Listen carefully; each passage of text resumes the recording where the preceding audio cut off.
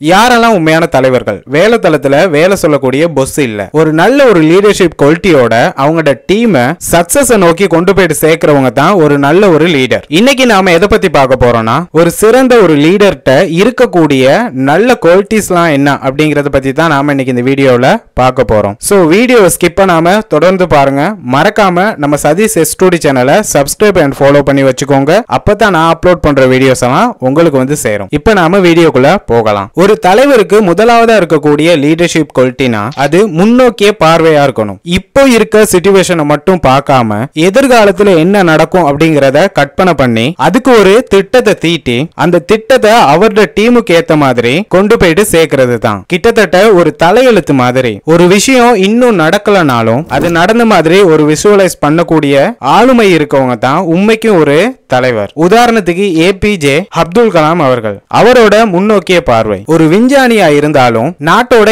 எல்லா துறைகள் பற்றியும் எதிர்கால திட்டங்களை சொல்லுவாரு. இதுதான் அவருக்கான விஷனா கூட இருக்கும். எதனால ஒரு லீடருக்கு இந்த முன்னோக்கிய பார்வை அப்படின்ற ஒரு விஷயம் முக்கியமா இருக்கும். ஒரு டீமை தெளிவான டைரக்ஷன்ல கொண்டு போறதுக்கு, ஒரு நோக்கத்தை உருவாக்குறதுக்கு, பிளான், பர்பஸ், பர்சன் இது மூணையும் ஒன்னு சேர்க்கிறதுக்கு இந்த முன்னோக்கிய பார்வை வந்து ரொம்ப ரொம்ப முக்கியம். இரண்டாவது, தெளிவான தொடர்பு. ஒரு தலைவர் எவ்வளவுதான் பெரிய ஆளா இருந்தாலும் அவர் நினைக்கிறதையும் அவரோட நோக்கத்தையும் சரியான முறையில சொல்ல தெரிஞ்சிருக்கணும். அவர்தான் உண்மையான தலைவர். இந்த ஒரு கம்யூனிகேஷனல் குவாலிட்டி அப்படிங்கிறது ஒருத்தரோட எண்ணங்களையும் நோக்கங்களையும் மற்றது அவரோட திட்டங்களையும் தெளிவா சொல்றது தான். அது பேசுறதுலயா இருக்கட்டும் இல்ல எழுதி காட்டுறதுலயா இருக்கட்டும், மற்றவங்களுக்கு புரியுற மாதிரி அவரால் சொல்லக்கூடிய மாதிரி இருக்கணும். அவங்களோட விஷன், கோல் அண்ட் எமோஷனல் எல்லாமே வெளியே வரணும். உதாரணத்துக்கு ஒரு டீச்சர் நிறைய விஷயங்களை தெரிஞ்சவங்களா இருக்கலாம். ஆனா அந்த விஷயம் எல்லாத்தையும் சரியான முறையில ஸ்டூடெண்ட்டுக்கு கொண்டு போயிட்டு சேர்க்கணும். அப்படி இல்லனா அது எப்படி அந்த ஸ்டூடெண்ட்டுக்கு புரியும்? அந்த மாதிரி தான் ஒரு தலைவர் வந்து செம்மையா பிளான்லாம் பண்ணக்கூடிய மாதிரி இருக்கலாம். ஆனா அந்த பிளான் வந்து டீமோட மட்டும் கனெக்ட் ஆகலனா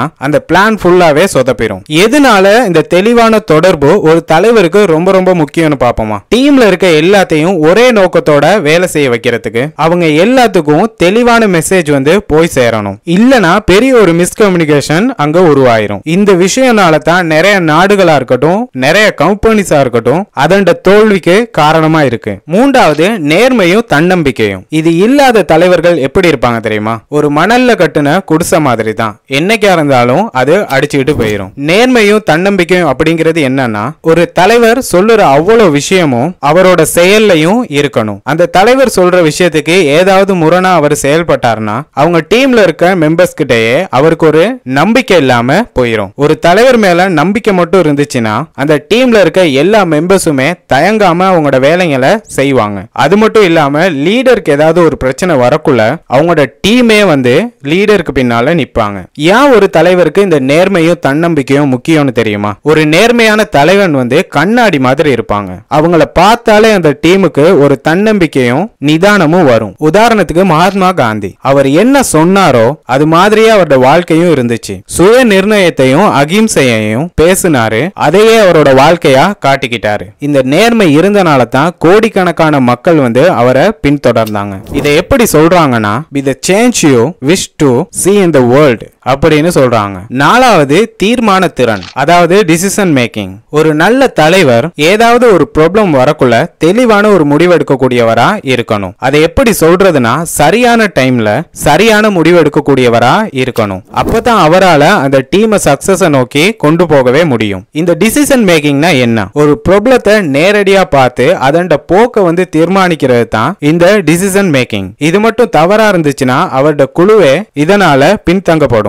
உதாரணத்துக்கு ஒரு பஸ் டிரைவர் ஒரு பஸ்ஸை நம்ம முன்னால கிட்டத்துல வந்து திருப்பக்குள்ள நாம ஒரு செகண்ட்ல முடிவெடுத்து விலகலனா அவரை அடிச்சு தூக்கி வீசிட்டு போயிட்டே இருப்பாரு. அந்த மாதிரி தான் எதனால இந்த தீர்மானம் எடுக்கிற திறன் வந்து ரொம்ப முக்கியமா பேசப்படுது. ஒரு டீமை ஒரே வழியில கொண்டு போறதுக்கும் ஒரு டீம் தடுமாறக்குள்ள சரியான முடிவு எடுக்கிறதுக்கும் இந்த திறமை வந்து ரொம்ப ரொம்ப முக்கியம். உதாரணத்துக்கு மைக்ரோசாஃப்ட் சிஇஓ சத்ய நாதல்லா அவர் வந்த பிறகு தான் ட்ரெடிஷனல் விண்டோ சாஃப்ட்வேர் எல்லாத்தையும் கிளவுடுக்கு டீமுக்கு வந்து ஷிஃப்ட் பண்ணாரு. அதனால தான் இன்னமும் மைக்ரோசாஃப்ட் அப்படின்ற ஒரு கம்பெனி இருந்துட்டு இருக்கு. ஒரு போல்டான முடிவு எடுக்கிறது அந்த கம்பெனியோட மூச்சு மாதிரின்னு சொல்றாங்க. அஞ்சாவது உணர்வு பூர்வமான நுண்ணறிவு, எமோஷனல் இன்டெலிஜென்ஸ். இந்த விஷயம் மட்டும் இல்லனா லீடர் வந்து ஒரு ரோபோட் மாதிரி இருப்பாரு. ஆனா இந்த எமோஷனலும் இன்டெலிஜென்டும் இருக்க ஒரு லீடர் மக்கள் மனசுல இலகுவா இடம் பிடிச்சிருவாங்க. இந்த உணர்வு பூர்வமான நுண்ணறிவுனா என்ன? ஒரு லீடரோட தனிப்பட்ட ஃபீலிங்கையும் அவர் டீம்ல இருக்க மத்தவங்களோட ஃபீலிங்கையும் புரிஞ்சு நடந்துக்கிறது தான். பெப்சிகோட சிஇஓ இந்திரா நூலி அவங்க ரொம்ப பெரிய சிஇஓவா இருந்தாலும் ஊழியர்ட பேரண்ட்ஸ் எல்லாத்துக்குமே கைப்பட லெட்டர் எழுதி சென்ட் பண்ணுவாங்க. அவங்களோட ஊழியர்ட உணர்வுகளை புரிஞ்சுக்கிறனால தான் இன்னும் மக்கள் மனசுல நீங்காம இருக்காங்க. ஆறாவது பொறுப்புணர்வு. ஒரு நல்ல தலைவர் வெற்றியையும் தோல்வியையும் சரிசமமா வச்சிருக்கணும். வெற்றி வந்தா அதை டீமுக்கு கொடுக்கணும், தோல்வி வந்தா அதை தான் ஏற்கணும். அந்த மாதிரியான ஒரு தலைவர் தான் உண்மையான ஒரு தலைவர். இதுக்கு சிறந்த ஒரு முன்னோடி தான் எம்எஸ் தோனி. இந்த பொறுப்புணர்வு அப்படிங்கிறது என்ன?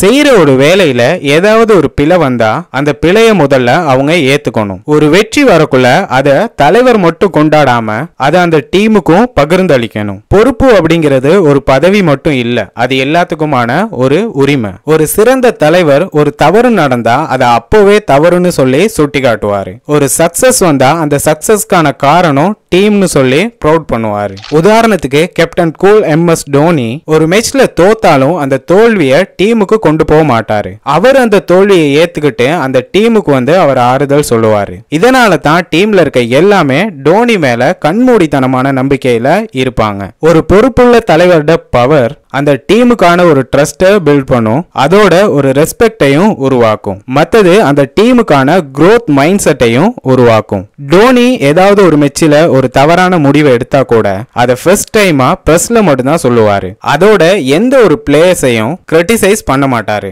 That why entire India respect him. நீங்க என்னைக்காவது உங்களோட லைஃப்ல இந்த மாதிரி குவாலிட்டிஸ் இருக்க தலைவர் யாரையாச்சும் மீட் பண்ணிருக்கீங்களா? உங்களோட கருத்துக்களை கமெண்ட் பண்ணுங்க. அதோட வீடியோ பிடிச்சிருந்துச்சுன்னா லைக் அண்ட் ஷேர் பண்ணி விட்டுருங்க.